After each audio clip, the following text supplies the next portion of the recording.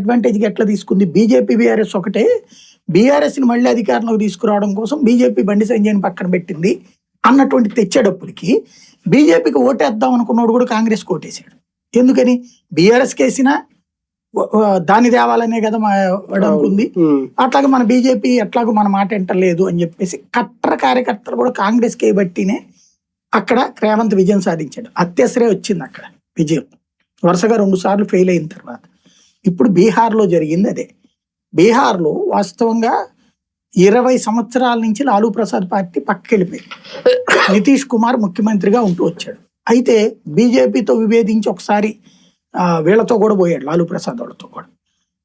అంతకుముందు BJP second party, JDU first party. అక్కడ JDU అధినేత వాస్తవంగా ఒకప్పుడు సమతా పార్టీ. ఇది సమతా పార్టీని తర్వాత జేడీయూగా మార్చారు, జనతాదళ్ యునైటెడ్ అని చెప్పేసి. సమతా పార్టీగా ఉన్నప్పుడు దేశవ్యాప్త పార్టీ, జాతీయ పార్టీగా ఉంది. మన విజయవాడకి సంబంధించినటువంటి వివి కృష్ణారావు అని ఆయన జాతీయ అధ్యక్షుడిగా కూడా చేశాడు దానికి. ఆయన ఉండగానే జనతాదళ్ యూ అయింది. తర్వాత ఈయన ఇక్కడ శాంతో ఇక్కడి నుంచి వెళ్ళి అక్కడ పార్టీ నడపలేనని రాజీనామా చేశాడు. అప్పుడు నితీష్ కుమార్ తీసుకున్నాడు.